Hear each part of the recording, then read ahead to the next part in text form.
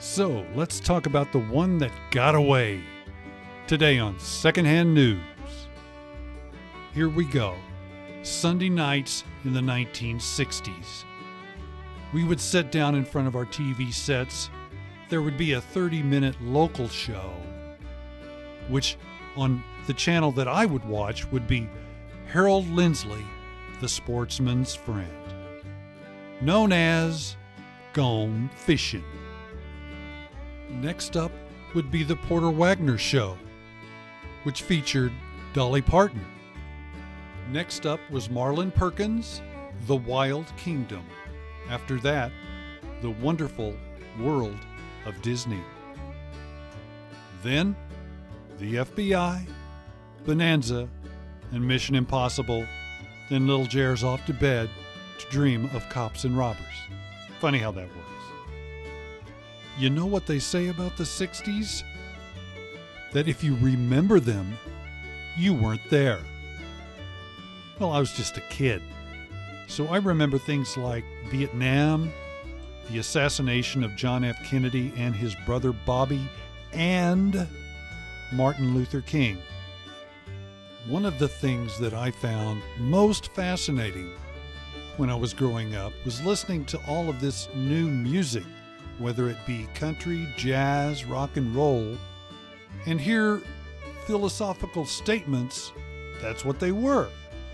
And I remember early on in the 60s, the Beatles, the Stones, the Kinks, the Who just changed everything. And we all know it changed everything. Gotta love those guys. Thanks out to Jeff Beck. Thanks out to David Crosby. Jeff Beck and David Crosby recently passed. What a contribution. I wanted to give a shout out to my cousin Colleen, who recently passed. I hope she's listening. She's always been a big fan. Thanks for following, Kat. Love you. And with that, let's move on to Jer's Storytime Tales. It was early spring, 1961. The whole family had cabin fever. And what do you do for cabin fever? You go fishing. Little Jer had never been fishing before, so this would be a new experience. Now, I knew how to hold a fishing pole, but I'd never really been fishing. I had just watched it on The Sportsman's Friend, so I could act it out.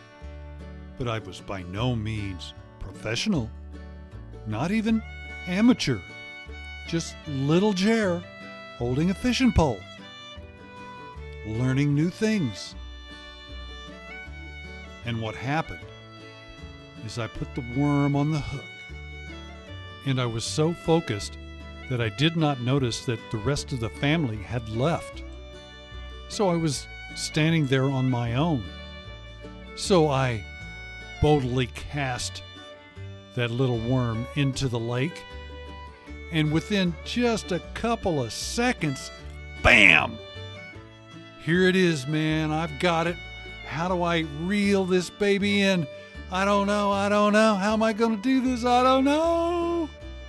And I pulled on it, tugged on it, and that fish jumped out of the lake. And I say this fish had to be a foot long, and it was a bass, and I swear I had seen that picture before. And there I was, boldly going where no kid had ever gone. I'm staring at it. I'm focused, and all of a sudden, snap! The fish is gone. And I'm here to tell you, right here and right now, when I go fishing again, I'll find that largemouth bass, and it's in the works.